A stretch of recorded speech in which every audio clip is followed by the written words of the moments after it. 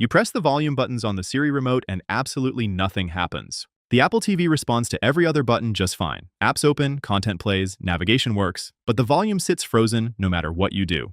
This is not a broken remote, and it is not a broken TV. There are 4 specific reasons this happens, and all of them are fixable from your couch. Check the remote battery level first. Before assuming there is a technical problem, check whether the remote simply needs a charge. A Siri remote with a low battery behaves in a specific way that most people do not realize. It continues to send navigation commands just fine, but loses the ability to send volume commands first. Navigation buttons use less signal strength than volume control through HDMI, so a dying remote appears to work normally until you try to adjust the sound. Go to Settings on your Apple TV, then Remotes and Devices, then Remote. The battery percentage for the Siri remote is displayed on that screen. If it is below 20%, charge the remote using a Lightning or USB-C cable, depending on your remote generation, before doing anything else. If the battery is fine and the volume buttons still do not respond, there is a setting on your Apple TV that controls exactly how volume works, and most people have never seen it. That is what comes right after this. Check the volume control setting on the Apple TV. Apple TV has a specific setting that controls whether the Siri Remote's volume buttons operate the television's volume at all. If this setting is configured incorrectly, or if it has been changed by an update without you knowing, the volume buttons become completely non-functional.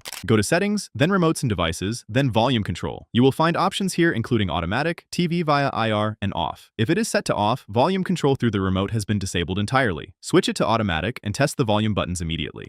The automatic setting tells the Apple TV to detect what type of TV you have and choose the best method to send volume commands. If automatic does not work, try TV via IR, which sends the volume signal using infrared just like a traditional remote control. This method works with virtually every television, regardless of brand or age. If volume control was already set to automatic and it still is not working, the problem is with the communication pathway between the Apple TV and your TV. And the next section explains exactly what blocks it. Enable HDMI-CEC on your television. This is the fix that resolves the majority of Apple TV volume control issues, and almost nobody checks it first. HDMI-CEC is a feature that allows the Siri remote to send volume commands to your television through the HDMI cable. When this feature is turned off on your TV, the Apple TV remote loses the ability to control the volume entirely. Every TV brand names this feature differently. Samsung calls it AnyNet Plus, LG calls it SimpLink, Sony calls it Bravia Sync, Hisense and TCL often simply call it HDMI-CEC or CEC control. On your TV, go into the Settings menu and look for the HDMI or external device settings section. Find the CEC option, whatever your brand calls it, and make sure it is turned on. After enabling CEC on the TV side, go back to the Apple TV and change the volume control setting to automatic. Give it 20 to 30 seconds and then test the volume buttons on the Siri remote.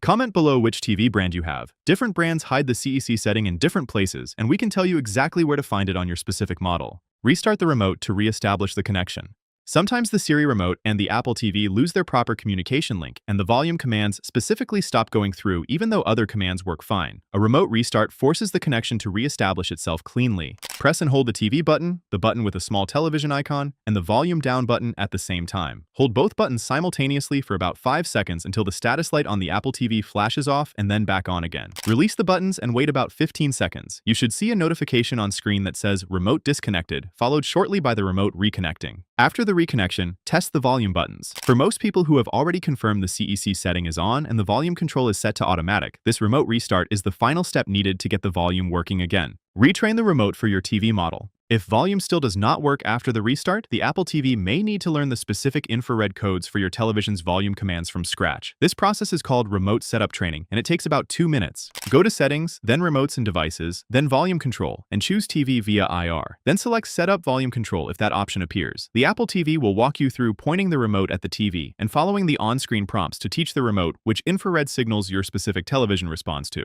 Once the training is complete, the Siri remote will use those learned codes to control the volume. This setup survives restarts and updates and works permanently as long as the TV model does not change. If none of these steps restore volume control, go to Settings, then System, then Reset, and do a factory reset. A corrupted system file affecting the remote's output channel is rare but real, and a full reset eliminates it. After the reset, redo the volume control setup and the remote will work as designed.